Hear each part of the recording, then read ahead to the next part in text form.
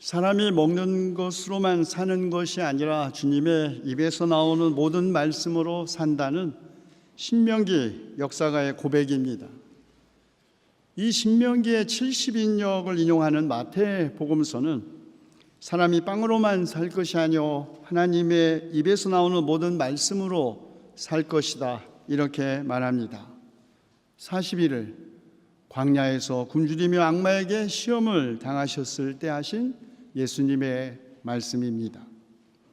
기근은 역병과 전쟁과 함께 지난 수천 년 동안 인류를 위협하는 가장 심각한 문제의 하나였죠. 그러나 지금은 역사상 처음으로 너무 많이 먹어서 죽는 사람이 못 먹어서 죽는 사람보다 더 많아진 시대가 되었습니다. 늙어서 죽는 사람이 전염병에 걸려 죽는 사람보다 많고, 자살하는 사람이 군인이나 테러에 의해서 죽는 사람보다 많아졌습니다. 21세기 초를 살아가는 보통 사람들은 가뭄이나 에볼라나 알카에다의 공격으로 죽기보다는 맥도날드에서 폭식해서 죽을 확률이 더 높다, 유발 하라리의 말입니다. 그는 기아보다도 오히려 훨씬 더 심각한 문제는 과식이라고 지적합니다. 18세기 프랑스의 왕 루이 16세의 왕비 마리 앙뚜아네트, 배고픈 민중이 빵을 달라고 하자 빵이 없으면 케이크를 먹으면 되지 않겠느냐고 했다죠.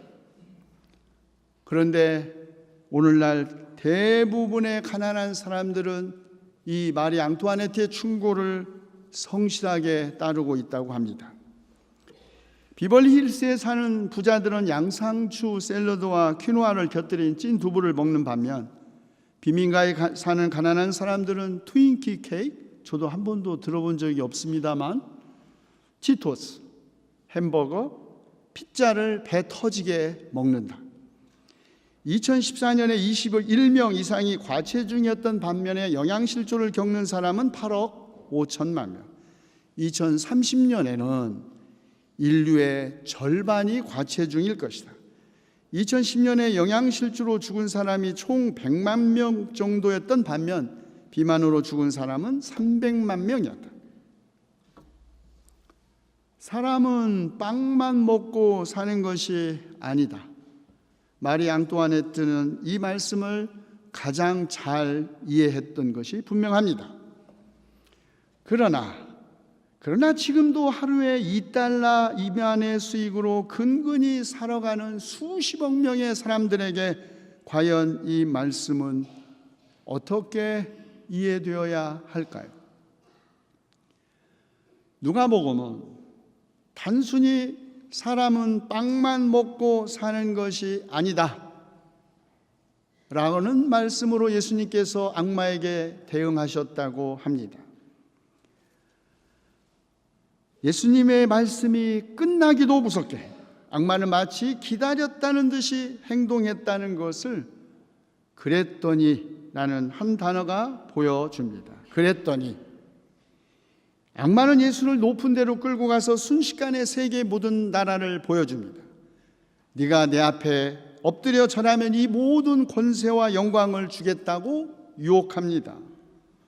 사람은 빵만 먹고 사는 것이 아니다 라고 말씀하신 예수님에게 악마는 세상의 온갖 권세와 영광과 명예 혹은 종교적 기적이야말로 먹을 것보다 훨씬 더 중요하고 유혹적인 것임을 약속한 것이죠. 이에 예수님은 주 너의 하나님만 경배하고 그분만을 섬겨라고 응답하셨습니다. 진정한 삶, 온전한 생명은 빵과 권력의 결탁이 아니라 빵과 말씀의 결합에서 성취된다는 것이죠. 그런데 극단적인 무신론자나 유물론자가 아니고서야 이 말을 부인할 사람은 없을 것입니다. 사람이 빵만 먹고 사는 건 아니니까요. 사람도 동물이고 육체를 가지고 있기 때문에 살기 위해서는 먹어야 합니다. 사람도 먹어야 산다는 이 엄연한 현실, 그 현실을 형이상학적 세계관이나 도덕과 종교의 이름으로 폄하하거나 도외시하는 것은 정당하지도 정직하지도 않은 일입니다. 그러나 그렇다고 해서 사람이 먹고 살기 위한다는 이름으로 행하는 모든 것이 정당화되는 것은 아닙니다. 먹고 살기 위해서 살인을 했다고 해서 죄를 묻지 않는 것도 아니고, 먹고 살기 위해서 양심을 굽히고 배신하고 다른 생명을 파괴하는 것이 용서받는 것도 아닙니다. 그런데 문제는 여기에 있는 것이 아닙니다. 사람이 빵과 하나님의 말씀, 육체와 영혼 모두가 다 함께 건강하고 성숙하게 성장할 수 있다는 것, 예수님의 적대자들이었던 회당파 유대 지도자들이라고 몰랐을까요? 예수님의 적대자들이 예수님의 말씀을 이해하지 못한, 이해하지 않으려고 했던 배경에는 예수님께서 자신을 나는 하늘에서 내려온 생명의 빵이라고 말했기 때문입니다. 하늘에서 내려온 생명의 빵, 그것은 우리 조상이 이집트에서 출애굽하여 40년 동안 광야를 지날 때 하늘에서 내려준 만나밖에는 없었는데, 그대가 주겠다는 빵, 먹으면 영원히 죽지 않겠다는 빵은 어디에서 오는 것이고, 그리고 그 만나는 우리 민족의 위대한 영웅 모세가 우리에게 준 것인데, 너는 누구냐? 네 아버지가 요셉인 것, 네 어머니가 누구인지도 뻔히 알고 있는 나사렛 출신의 목수 젊은 청년 예수가 감히 나는 하늘에서 내려온 생명의 빵이니 나를 먹는 자는 영원히 산다고, 유대인이 받은 충격, 그 충격은 예수님의 다음과 같은 말씀에서 절정에 이릅니다. 내가 줄 빵은 나의 살이다. 그것은 세상에 생명을 준다. 너희가 인자의 살을 먹지 아니하고 인자의 피를 마시지 않으면 너희 속에 생명이 없다. 살아계신 아버지께서 나를 보내셨고 내가 아버지 때문에 사는 것 같이 나를 먹는 사람도 나 때문에 살 것이다. 오랫동안 성만찬은 이른바 떡과 포도주가, 사제가 기도할 때 진정으로 예수님의 살과 변한다는 이른바 화채살과, 종교개혁자들처럼 그것은 단지 상징일 뿐이라는 신학적 논쟁의 틈새에 있었습니다.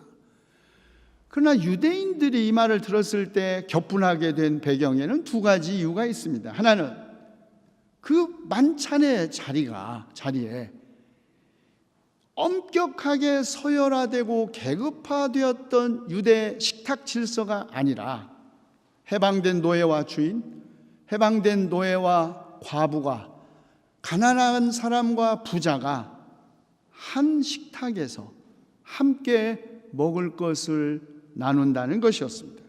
두 번째는 성화입니다. 여러분, 우리가 우리의 주님의 몸과 피를 먹고 마신다고 해서 우리가 예수님의 몸처럼 되는 것은 아닙니다. 포도주는 여전히 포도주로 남아있고 빵은 여전히 빵일 뿐, 우리도 여전히 죄인으로 남아 있습니다. 그리스도의 살과 피를 먹고 마시는 일에 동참한다고 해서 우리가 도덕적으로나 인격적으로 거룩하게 되는 것도 아닙니다. 우리는 의롭게 된 죄인으로서 하나님께서 받아들이신 나그네로서 거룩할 뿐입니다.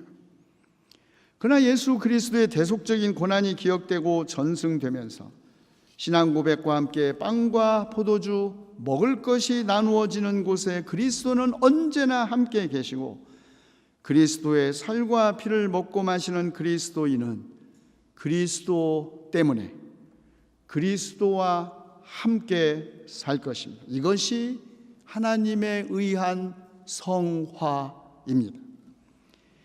성화는 빵과 포도주, 살과 피, 곧 물질적인 것과 세상적인 것, 모든 피조물 안에 숨어있는 생명의 거룩함과 하나님의 신비를 재발견하는 것입니다. 하나님은 창조주로서 자신의 피조물 안에 임재하기 때문에 모든 피조물은 사실 하나님의 영광으로 빛나고 그의 영원한 빛을 반사합니다. 다만 우리의 욕심 때문에 우리가 그 빛을 보지 못하고 우리의 죄 때문에 우리 안에서 빛나는 영원한 빛을 반사하지 못할 뿐이죠. 성화는 내용적으로 치유와 관계되어 있다는 것은 독일어만이 아니라 영어에도 드러납니다. 성화 하일리궁은 치유 하일렌과 관계되어 있고, 치유는 또한 온전하게 됨과도 관련되어 있습니다. 영어의 홀리, 거룩함도, 홀, 온전함도 단순히 음성학적인 유사성만 가지고 있는 것이 아닙니다. 성화는 모든 생명이 치유되고 분리되고 분열되고 찢겨진 생명이 온전해지는 것을 의미합니다. 하늘에서 내려온 생명의 빵은 이 지상에서 나누어져야 합니다. 그러나 나눔은 강요된 것이 아닙니다. 우리가 나누는 것은 예수 그리스도의 제자로서의 자유로운 결단 때문입니다. 여기에는 섬기는 사람과 섬김을 받는 사람 사이의 차별이 있을 수 없습니다. 나눔은 자선 사업이 아닙니다. 그리스도인들이 우리가 가진 것을 나누는 것은 특별한 도덕적 우월성을 나타내거나 선교적 목적에서가 아니라 그리스도이신 예수께서 스스로 자신의 몸을 생명의 빵으로 먹을 것으로 모든 사람들에게 나누어 주셨기 때문입니다. 우리가 이웃과 사랑을 나누는 것은 우리를 향한 그리스도의 사랑에 대한 응답일 뿐입니다. 그런 사랑만이 대가를 바라지 않는 사랑이고, 그런 사랑만이 실망하지 않는 사랑이고, 그런 사랑만이 결코 포기하지 않는 사랑입니다. 그런 사랑, 생명에 대한 무한한 조건 없는 긍정입니다. 영혼과 육체가 엄격하게 분리된 세계 속에 살았던 아우구스티누스의 기도를 유르겐 몰트만은 뒤집어서 이렇게 기도했습니다. 하나님을 사랑할 때 나는 무엇을 사랑하는 것일까?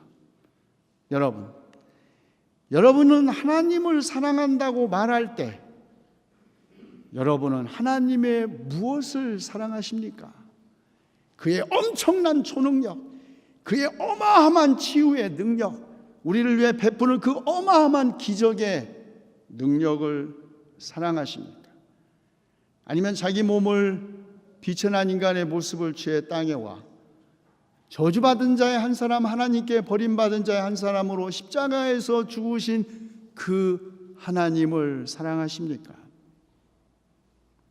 내가 하나님을 사랑할 때 나는 육체의 모든 아름다움과 운동의 리듬, 포옹, 눈빛, 오색 찬란한 창조 세계의 온갖 느낌과 향기와 소리를 사랑합니다.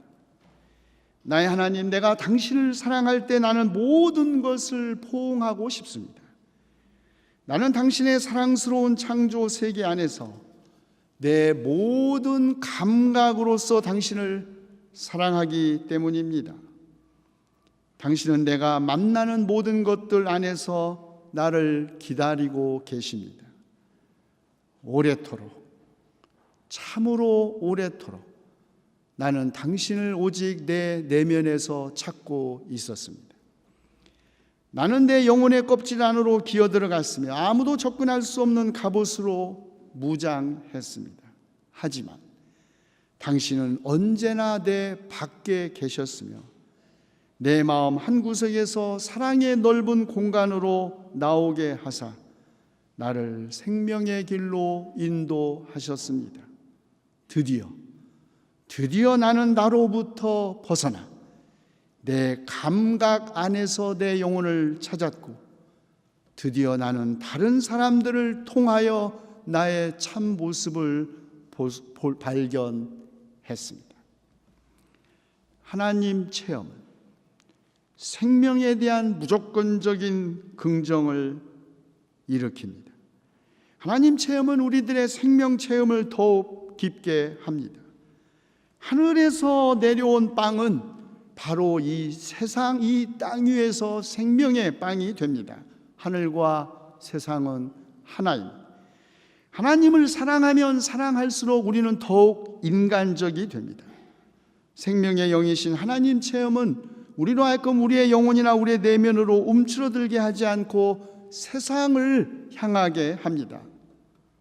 우리 몸 안에서 영혼을, 우리의 영혼 안에서 우리의 몸을 찾게 합니다. 우리 모든 인간은 하나님으로부터 와서 마침내 하나님께 돌아갑니다. 그 사이에 우리는 하나님의 영의 임재 안에서, 하나님의 능력과 사랑 안에서 살고 있는 것이지요. 기도합시다. 우리가 축복하는 축복의 잔은 그리스도의 피에 참여하는 것이고, 우리가 떼는 빵은 그리스도의 몸에 참여하는 것입니다. 빵이 하나이므로 우리가 여럿일지라도 한 몸입니다. 그것은 우리가 모두 그 한 덩이 빵을 함께 나누어 먹기 때문입니다. 사도 바울의 이 고백처럼 우리가 비록 서로 다를지라도 주님의 피와 몸에 참여함으로써 한 몸이 되게 하신 것을 감사합니다.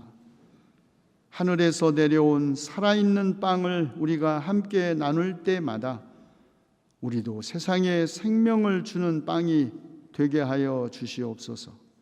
생명의 영이신 우리 주 예수 그리스도의 이름으로 기도하옵나이다.